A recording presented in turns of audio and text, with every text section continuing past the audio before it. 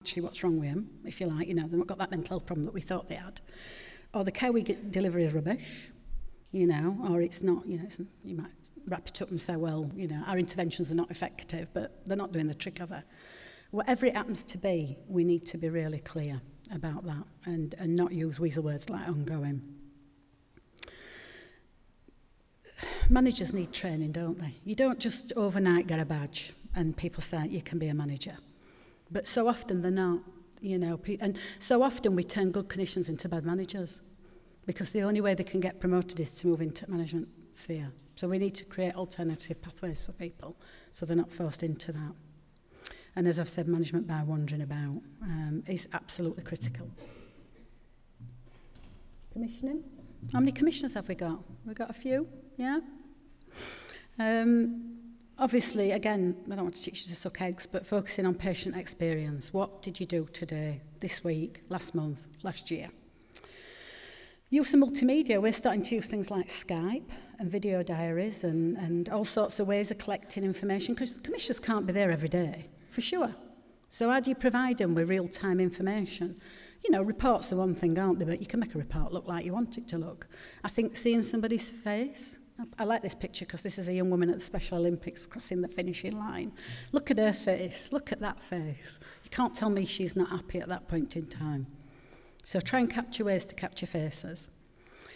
Looking at your population, aggregate your information. You know, it sounds a bit nerdy, a bit anarchy, but I think there's a lot to be gained from revisiting health action plans, person-centred plans. You know, did we achieve the outcomes? And if we've got some themes emerging, what are they? So is there a theme that people can't get good dental care locally? Do we need to tell the commissioners about that?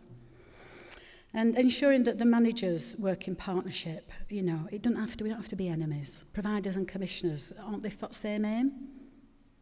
You know, I thought we were. I thought we were all after ensuring people get what they need. And I think this is the final one around clinical governance. Be really clear about expectations. I've just signed off a quality strategy that's took a good number of months to get to because we've built it together. But you know, it's got very clear outcomes and people are accountable. It's got directorship sponsorship. Every director is responsible for a particular action. And making sure we weave quality targets into people's appraisals.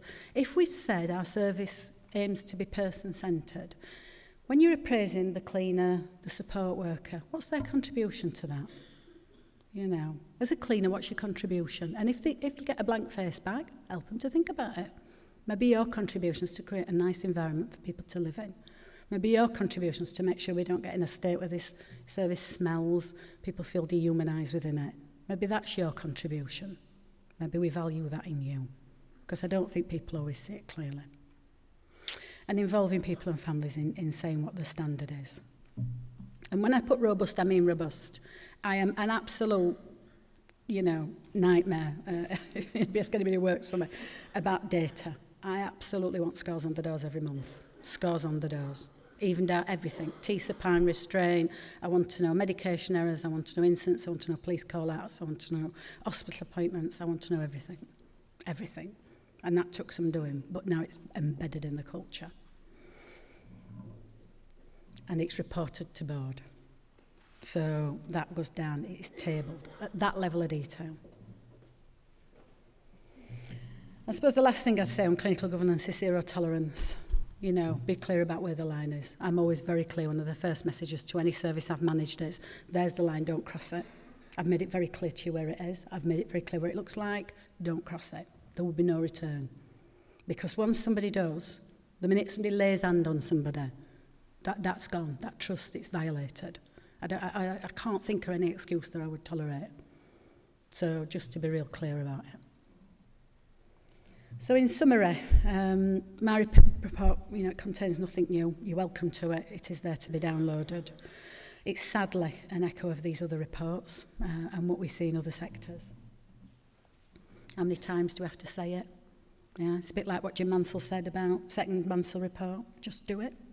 Yeah, feels like to me, how many times do we have to say it? A friend of mine, when I took the job at Castlebeck, said, I'm a big believer in direct action, Deb, go for it. Okay, direct action. We need to stop blaming each other. We do. We're just people, aren't we? Try and do the right thing. We need to create conditions for people to flourish. That's my job. Somebody asked me the other day, what's your job, Deb, at Castlebeck? I said, it's trying to create the conditions for person-centred care to flourish. That's all it is.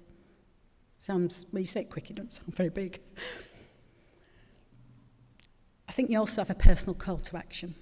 And I think this is one of the things that motivates people more than anything. It motivates me. It motivates people who I know are like me.